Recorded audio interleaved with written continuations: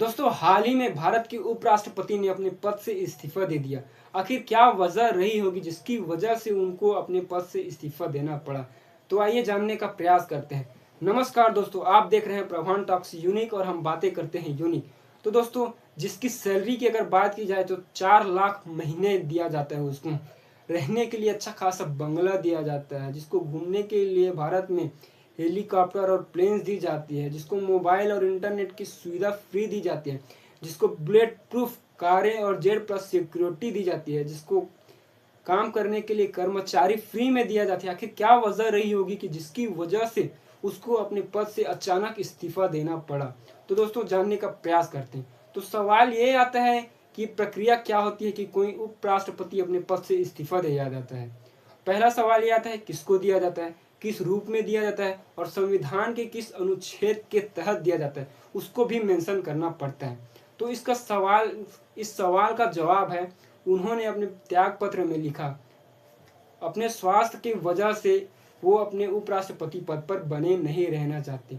इसको लिखित रूप में राष्ट्रपति को देना पड़ता है और उन्होंने अपने इस्तीफे के लिए संविधान के अनुच्छेद 67(a) का प्रयोग किया। दोस्तों, आखिर क्या लिखा उन्होंने अपने त्याग पत्र, अपने रेजिग्नेशन में? तो मैं आप लोगों को पढ़ के सुनाता हूँ। ये रहा उनका त्याग पत्र। तो उन्होंने लिखा, उपराष्ट्रपति भारत गणराज्य, vice president Republic of India, दिनांक 21/7/2025।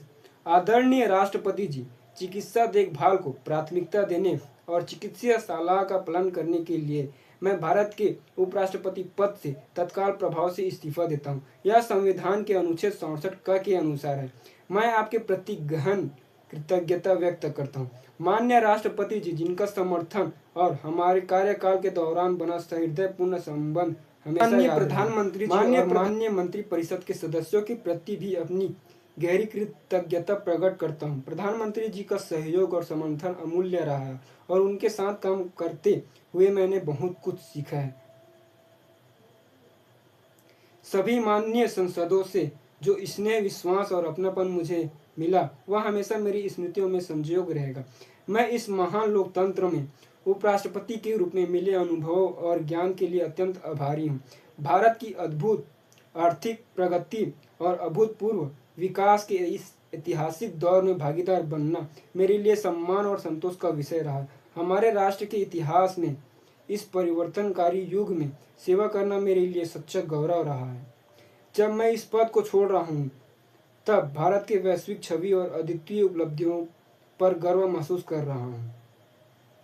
दोस्तों, आखिर किन कारणों की वजह से, किन परिस्थितियों की वजह से एक उपराष्ट्रपति को अपने पद से इस्तीफा देना पड़ता है?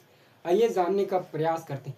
ये कारण हो सकते हैं, राजनीतिक कारण हो सकते हैं, व्यक्तिगत कारण हो सकते हैं या स्वास्थ्य से जुड़ी कारण हो सकते हैं। तो आइए जानने का प्रयास करते हैं। संविधान में इसके कुछ नियम, कुछ प्रक्रिया बताए गए हैं। इसके पहला कारण हो सकते हैं व्यक्तिगत कारण। व्यक्तिगत को 3 कैटेगरीज में बांटा गया है। स्वास्थ्य का खराब हो जाना, परिवार या निजी कारणों की वजह से, बढ़ती उम्र की सक्रियता या राजनीतिक दूरी बनाने के लिए। अब बढ़ते हैं दूसरे रीजन की ओर। दूसरा रीजन है राजनीतिक कारण। किसी पार्टी के दबाव में आकर किसी अन्य पद के दावेदारी के लिए ऐसा कर सकता है। और तीसरा, सरकार या संसद के कामकाज में असहमत होकर। और इसका तीसरा कारण है नैतिक कारण। किसी विवाद में नाम आ जाना, कार्यकाल के दौरान किसी भी उपराष्ट्रपति पर गंभीर आरोप लग जाना। और इसके चौथा कारण है संवैधानिक कारण। राष्ट्रपति बनने के लिए पहले अपने पद से इस्तीफा देना पड़ता है, उसके बाद ही वो राष्ट्रपति के पद के चुनाव के लिए अपना नाम दे सकते हैं।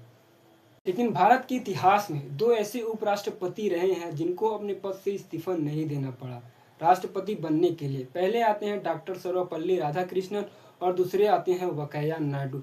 इन 2 ऐसे उपराष्ट्रपति हैं जिनको अपने पद से इस्तीफा नहीं देना पड़ा।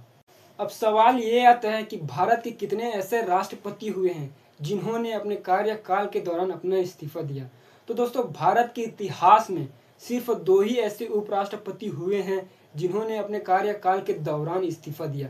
पहले आते हैं वी ग्रीन, जिन्होंने 1969 में राष्ट्रपति पद के चुनाव के लिए अपना त्याग पत्र दिया था। और दूसरे आते हैं हाल ही में 2025 में जगदीप धनखड़ जिन्होंने अपने स्वास्थ्य के कारणों की वजह से अपने उपराष्ट्रपति के पद से त्याग पत्र दिया। दोस्तों, आपके जहन में ये सवाल तो आया होगा कि भारत में कितने ऐसे उपराष्ट्रपति रहे हैं जिनकी मृत्यु उनके कार्यकाल के दौरान हुई। तो दोस्तों, भारत के इतिहास में केवल एक ही उपराष्ट्रपति ऐसे हुए हैं जिनकी मृत्यु उनके कार्यकाल के दौरान हुई, और वो उपराष्ट्रपति थे कृष्णकांत, जिनकी मृत्यु उनके कार्यकाल के दौरान हुई। उनका कार्यकाल था 21 अगस्त 1997 से 27 जुलाई 2000। उपराष्ट्रपति ने अपना त्याग पत्र तो दे दिया, लेकिन अब आगे क्या होगा, किसको उपराष्ट्रपति बनाया जाएगा, आखिर क्या है इसकी प्रक्रिया। तो दोस्तों, भारतीय संविधान में इसकी कुछ प्रक्रियाएं बताई गई है जिसके तहत उपराष्ट्रपति का चुनाव होता है। तो जानने का प्रयास करते हैं। तो दोस्तों, इसके कुछ चरण होते हैं, जिसमें पहला आता है इस्तीफे की स्वीकृति। जब उपराष्ट्रपति अपना इस्तीफा राष्ट्रपति को सौंपता है, तब राष्ट्रपति उसे स्वीकार करते हैं, तब औपचारिक रूप से उपराष्ट्रपति का पद खाली हो जाता है। दोस्तों, इसकी दूसरा चरण आता है चुनाव की समय सीमा। संविधान के अनुच्छेद 68(1) के अनुसार मैक्सिमम जो होती है उसकी समय सीमा 6 माह के भीतर उपराष्ट्रपति का चुनना अनिवार्य हो जाता है। इसका तीसरा चरण है चुनाव की प्रक्रिया। चुनाव की प्रक्रिया को भी 5 चरणों में बांटा गया है। पहला होता है चुनाव आयोग, इलेक्शन कमीशन ऑफ इंडिया तारीख की घोषणा करता है। उसके बाद नामांकन का फॉर्म भरा जाता है। नामांकन के फॉर्म भरने के बाद स्क्रूटनी होती है। चुनाव आयोग नामांकन फॉर्म की जांच करता है। उसके बाद चौथा चरण होता है मतदान। राज्यसभा और लोकसभा के सदस्य ही इसमें गुप्त रूप से मतदान डाल सकते हैं। और पांचवा होता है गणना और चुनाव की घोषणा करना। दोस्तों, गणना की जाती है, उसके बाद विजेता की घोषणा की जाती है। और इसका चौथा चरण है कि जब तक कोई नया उपराष्ट्रपति नहीं बनाया जाता, तब तक राज्यसभा के सभापति का कार्यभार राष्ट्रपति के वरिष्ठ सदस्य के पास जा सकता है, लेकिन उपराष्ट्रपति का पद खाली रहता है। तो दोस्तों, कैसी लगी जानकारी? ऐसी ही वीडियोस देखने के लिए चैनल को लाइक और सब्सक्राइब करना ना भूलें। धन्यवाद।